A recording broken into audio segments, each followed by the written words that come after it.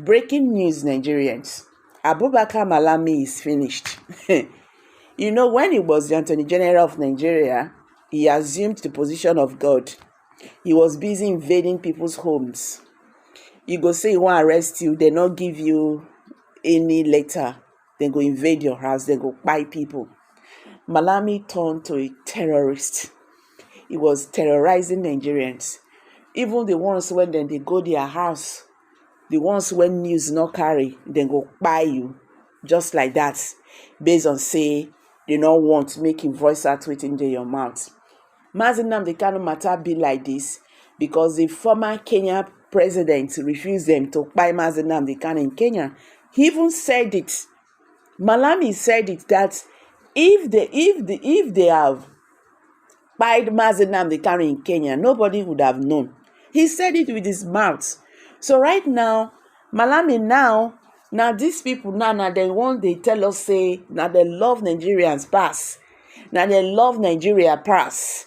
They do coalition and all that. Anyway, make we just put that one aside. The matter now when they be say lawyers they don't talk say that's a cap he go pull am because he a bad person. He never acted like the degree when he carry for hand. So my people, this one a Prospect Channels TV. If today be your first time when you discover our channel, please subscribe, like this video. I bet share this video make it go viral. Every evildoer then go get their punishment. So human rights lawyer, where his name be Patrick Agaze, he has said that the extraordinary rendition of the detained leader of the indigenous people of Biafra, IPOB, Nnamdi Kanu from Kenya in June 2021 was an infamous act by the former Attorney General of the Federation, AGF, Abubakar Malami. Agaze, who said this in a statement released on Friday, called for Malami's immediate disbandment and the withdrawal of his Senior Advocate of Nigeria, SAN title. The recent ruling by the High Court of Kenya declaring the abduction and extraordinary rendition of Kanu as unconstitutional has reignited debates on Nigerians' adherence to the rule of law and international norms. Delivered on June 24th, 2025, the landmark verdict by Justice E.C. Mehta held both the Kenya and Nigerian governments culpable in the unlawful detention and forced transfer of Kanu in 2021, explicitly implicating Malami in case number HCCHRPET/E359/2025 Kingsley Kalo versus Attorney General of Kenya. The Kenya High Court ruled that Kanu, a Nigerian British citizen who lawfully entered Kenya, was adopted, held in solitary confinement. He was tortured and denied medical care. The court held that Kanu was then forcibly transferred to Nigeria without any extradition hearing or judiciary warrant. The court awarded Kanu 10 million Kenya shillings, approximately 120 million naira in damages, finding the government of Kenya liable for breaching its own constitution and international law. The ruling explicitly referenced the involvement of senior Nigerian officials, including Malami, who served as Attorney General from 2015 to 2023. Agaze drew stark parallels between Kanu's abduction and infamous 1984 kidnapping attempt of the former Transport Minister Umaru Duko, then living in exile in London. Duko was reportedly drugged and steeped into a crate intended to be shipped back to Nigeria in a diplomatic cargo, but the plan was foiled by British customs agents. Both cases highlight a disturbing design and pattern of disregard for due processes and international legal standard, with Malami's action in the Kanu's case making a new low in Nigeria's legal history. Gaza said, while the Diko operation was thwarted, Kanu's rendition was successful, leading to his prolonged detention and trial in Nigeria under what many observers say are questionable legal circumstances. Legal circumstances. Like as they noted, Malami's role in Kanu's rendition as a betrayer of legal duty, noteworthy in the fact that extraordinary rendition was for the first time brought into Nigerian pre uh, jurisprudence by Aloy Ijimako, who was the first person to use the phrase to correct the widespread narrative that Nnamdi Kanu was lawfully extradited. Gaza maintained that the operation, spearheaded by Malami, violated numerous Nigerian laws and international treaties, including the Nigerian Constitution, the Anti-Torture Act 2017, and the Terrorism Prevention and Prohibition Act 2022. As Nigeria's chief legal officer, Abubakar Malami was responsible for ensuring the government actions complied with domestic and international law. Instead, he allegedly masterminded an operation that mirrored the lawlessness of the Diko's abduction. As he stated, Malami's actions contravene the rules of professional conduct for legal practitioners in Nigeria, which mandates lawyers to uphold the rule of law, promote justice, and avoid conduct that discredits the profession. His role in orchestrated and illegal rendition involving torture and human rights abuses is a direct betrayal of these principles, he said. He further noted that, as a senior advocate of Nigeria, Malami is held to a higher standard of integrity and competence, but his involvement in an operation condemned by a competent court as unlawful brings disrepute to the San rank and the Nigerian legal profession.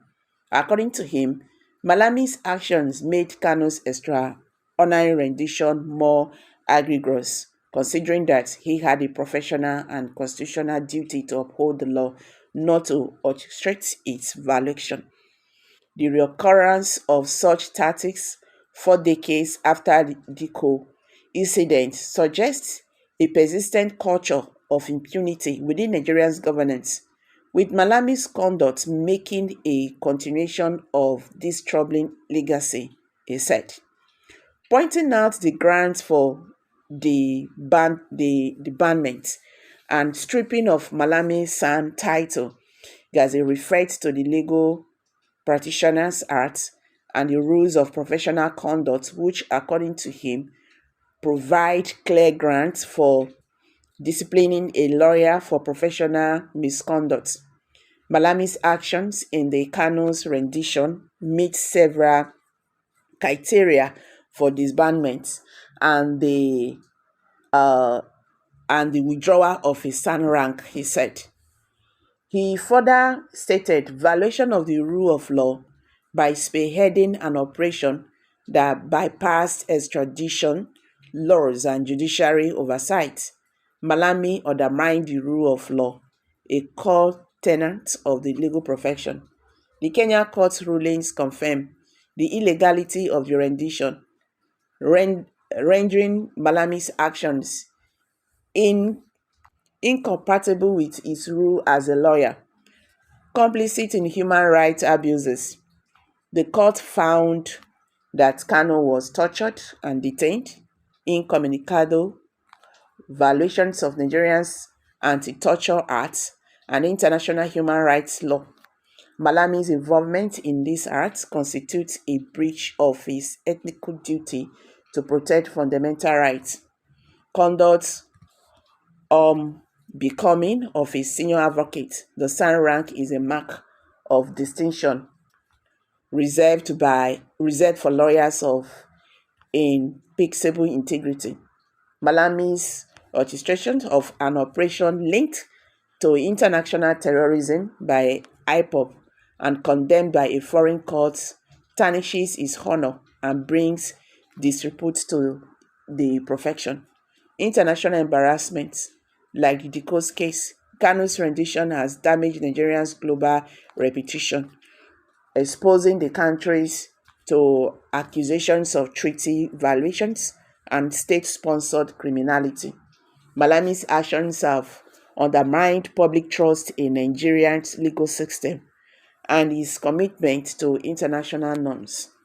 It has stressed that the Legal Practitioners Disciplinary Committee, LPDC, has the authority to disband lawyers for such misconduct, while the Legal Practitioners Privileges Committee, LPPC, can revoke the SAN rank for conduct that undermines professional integrity. Both bodies must investigate Malami's role in Kanu's rendition, he said.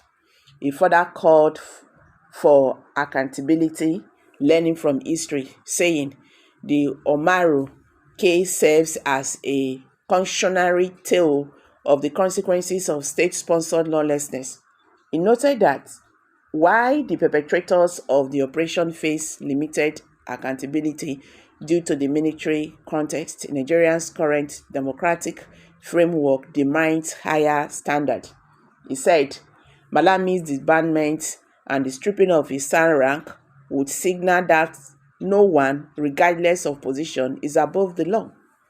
It will also address the international outcry over Kanu's rendition and demonstrate Nigerians' commitment to rectifying past wrongs.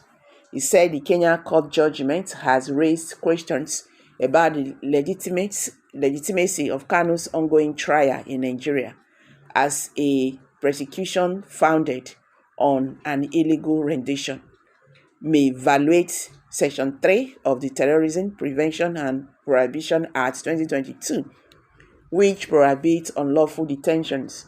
The Kenya High Court's condemnation of Nnamdi Kanu's extraordinary rendition, coupled with the historical precedents of the Maru abduction, exposes a disturbing pattern of Nigerian government-sanctioned lawlessness, he said.